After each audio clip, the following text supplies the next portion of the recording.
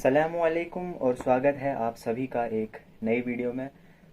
As I promised कि मैं हर हफ्ते में एक वीडियो ज़रूर पोस्ट करूंगा यूट्यूब पे कंसिस्टेंट रहने के लिए। जैसा मैंने प्रॉमिस किया था, सेकंड वीक की फर्स्ट वीडियो बिल्कुल लाइव आपके सामने। आपने टाइटल पढ़ ही लिया होगा। आज है हमारे लीन बल्क का डे 58 और आज हम ट्रेन करने वाले हैं आर्म्स।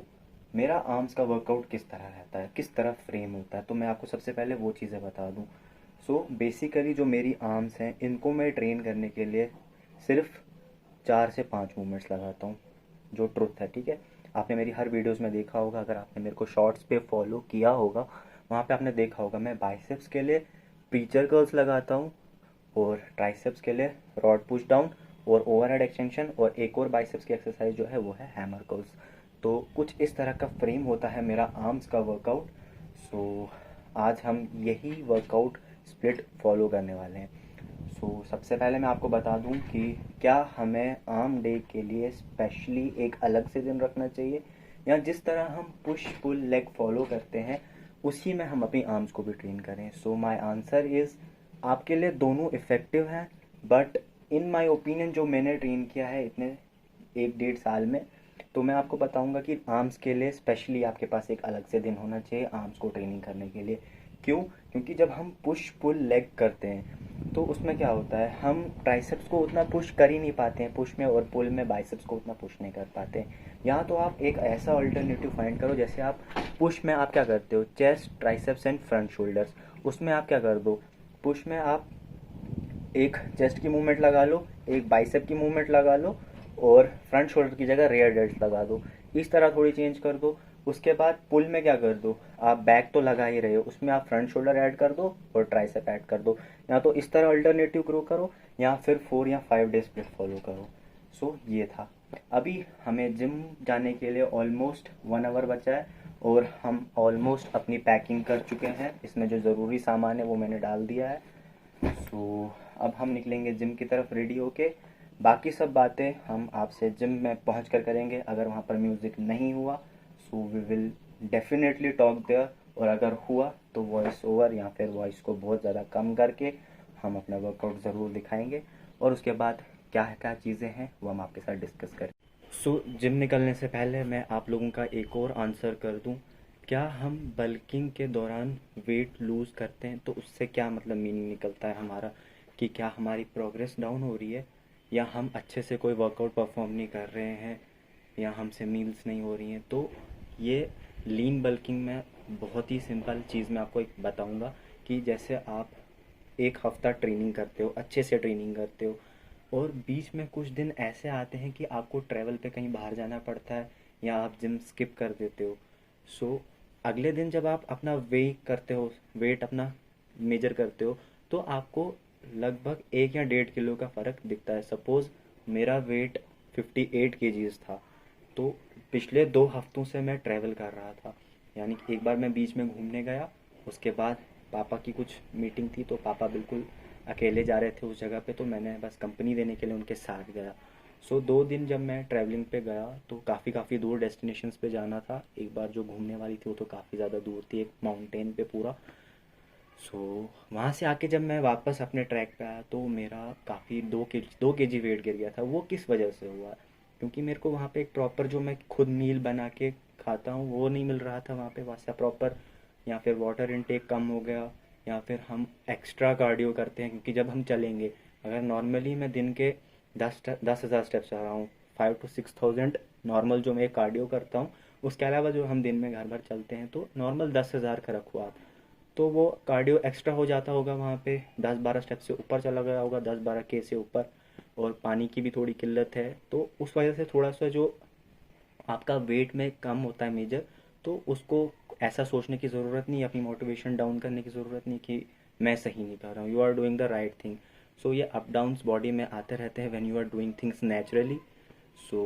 बस यही एक क्वेश्चन था जो काफ़ी लोगों को डाउट आ रहा था, और ये मेरा भी एक बहुत बड़ा डाउट है। इसको प्रैक्टिकल करने में मुझे भी काफ़ी ज़्यादा टाइम लगा था, बट मैं आपको बता रहा हूँ कि ये सब चीज़ें नॉर्मल है। अब हम चलते हैं जिम की तरफ, हम बिल्कुल रेडी हैं, लेट्स गो। सो अब हम अपना बेसिक वार्म अप स्टार्ट करने वाले हैं। वो वॉइस थोड़ी सी कम रखवाई है हमने, ताकि यूट्यूब पे कॉपीराइट ना पड़े। अब जब तक अंकल लोग वगैरह आते हैं तब तक हमें अपना आर्म्स का वर्कआउट जल्दी से ख़त्म करना है। बेसिक वार्म अप से स्टार्ट करेंगे और जल्दी से जल्दी ख़त्म करने की कोशिश करेंगे पूरी इंटेंसिटी के साथ। लेट्स सी कैसा वर्कआउट आज का जाता है। So let's go for the arms today.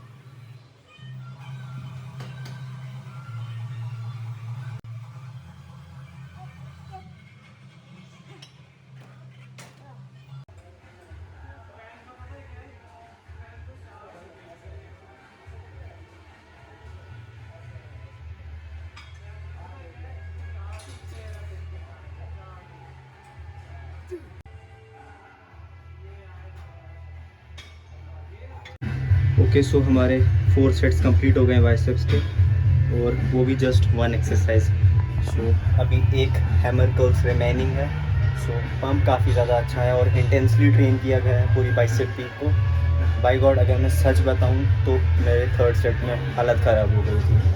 सो अब हम ट्राइसेप की मूवमेंट लगाने वाले हैं, रॉड पुश डाउन, उसके भी 4 सेट्स, तब तक बाइसेप को रेस्ट मिल जाएगा। सो मेरी ट्रेनिंग स्प्लिट और फ्रेम यही है कि मैं पहले बाइसेप को ट्रेन करता हूँ, फिर उसके बाद बाइसेप को हल्का सा रेस्ट मिले उसके लिए मैं ट्राइसेप परफॉर्म करता हूँ। तो ऐसे अल्टरनेट में पहले बाइसेप फिर ट्राइसेप, या फिर पहले ट्राइसेप फिर बाइसेप, ऐसे ही आर्म डे चलता है। और वन इम्पॉर्टेंट टिप मैं आपको बता दूँ, जो भी आपकी वीकर साइड है उसको एक्स्ट्रा ध्यान दिया करो। मतलब सपोज़ अगर मेरे 12 रेप्स निकल रहे थे फीचर कर्ल्स पे, लेफ़्ट वाला मेरा ज़्यादा जल्दी थक रहा था, तो मैं हल्की सी सपोर्ट लेके एक फ्रेंड से उसको फुल कर रहा था, स्ट्रेच और कॉन्ट्रैक्ट और रिलैक्स कर रहा था। अभी जैसे मैं ट्राइसेप की ओवरहेड एक्सटेंशन करूँगा तो मैं अपनी लेफ़्ट साइड से स्टार्ट करूँगा, क्योंकि वो मेरी वीकर साइड है। So always start from the weaker side. Let's go tricep की मूवमेंट पे।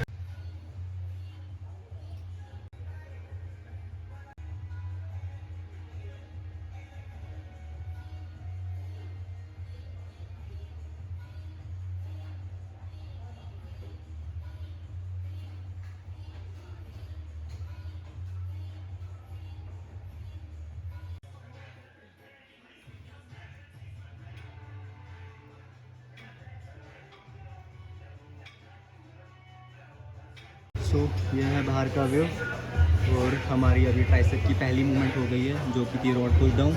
उसके हमने ओवरऑल 4 सेट्स परफॉर्म किए। आप ये है ट्राइसेप, पता नहीं दिख भी रहा होगा कि नहीं।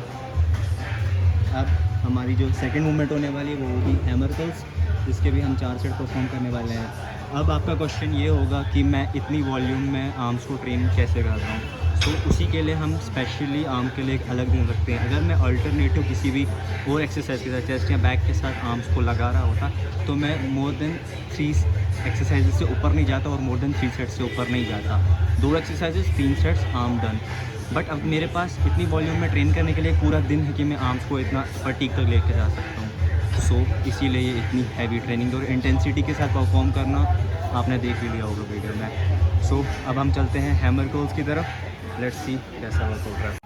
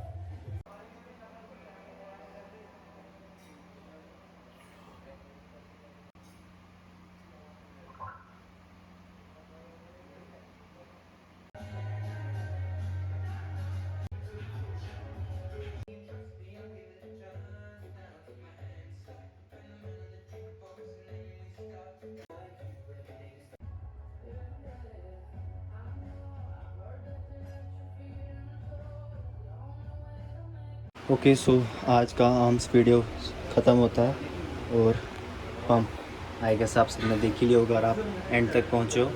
सो अब हम जाते हैं अपने पोजिंग रूम में। ये है पोजिंग रूम हमारा। आई होप आप सबको ये दिख रहा होगा क्योंकि मैंने कैमरा को एकदम प्लेस अपोजिट किया है।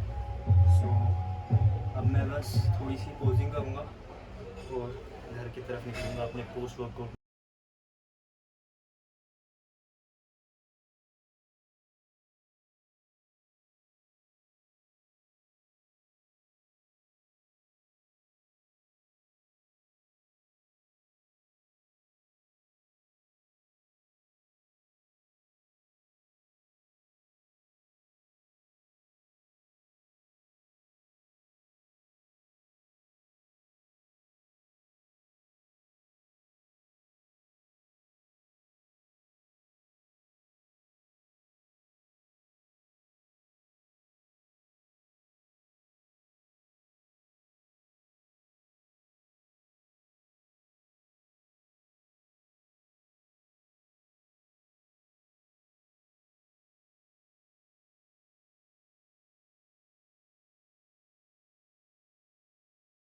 बेसिक आर्म्स वर्कआउट जिसमें हमने आर्म्स के 16 सेट परफॉर्म किए, 8 बाइसेप्स के और 8 ट्राइसेप्स के।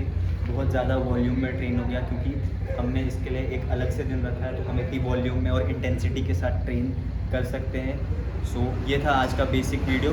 होप सो आपको पसंद आया और जितनी इन्फॉर्मेशन चाहिए एक बेसिक से इंटरमीडिएट आने के लिए उतनी सब इस वीडियो में आप तक पहुंचा दी गई है। सो वीडियो पसंद आए तो एक लाइक छोड़ देना, दिल से पसंद आए तो किसी भी दोस्त के साथ शेयर कर देना। मैं मिलूँगा आपसे बहुत जल्द इस हफ्ते या अगले हफ्ते एक और नई वीडियो लेके। सो अब हम घर जाके अपना पोस्ट वर्कआउट मील खाएँगे और अगर हमारे पास टाइम बचता है तो हम अपना कार्डियो भी कंप्लीट करेंगे। So that's it for day 57। मिलते हैं आप सबसे नेक्स्ट वीडियो।